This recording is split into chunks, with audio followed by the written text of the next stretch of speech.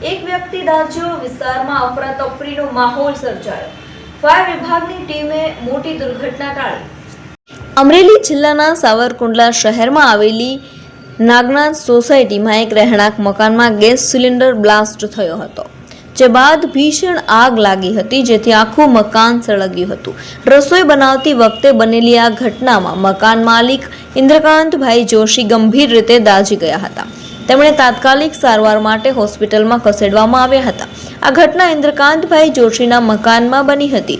Cylinder ફાટવાના પ્રચંડ અવાજથી સમગ્ર સોસાયટીમાં ભયનો માહોલ છવાઈ ગયો હતો અને લોકો મદદ માટે દોડી આવ્યા હતા। વિસ્ફોટ બાદ મકાનમાં વિકરાળ આગ ફાટી નીકળી હતી। ઘટના સમયે મકાનમાં 3 લોકો હાજર હતા, જેમાંથી એક વ્યક્તિને ઈજા પહોંચી છે। ઘટનાની જાણ થતાં જ નગરપાલિકાની ફાયર ટીમ તાત્કાલિક સ્થળ પર પહોંચી હતી। ફાયર ટીમે પાણીનો સતત મારો ચલાવી આગ પર સંપૂર્ણ કાબુ મેળવી લીધો હતો, જેના પગલે સ્થાનિક લોકોએ રાહતનો શ્વાસ લીધો હતો। ફાયર ટીમ ઉપરાંત BGVCLની ટીમો પણ ઘટના સ્થળે પહોંચી હતી। સાવચેતીના ભાગરૂપે આ વિસ્તારનો વીજ પુરવઠો થોડા સમય માટે બંધ કરવામાં આવ્યો હતો।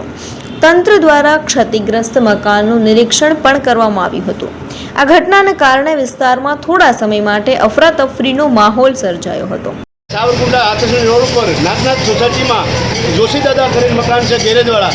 તેમનું મકાનની અંદર અચાનક આગ લાગતા શોર્ટ સર્કિટના કારણે ગેસ કઈ કંપની હશે તે ખબર ઇન્ડિયન કંપનીનો બાટલો ફાટ્યો।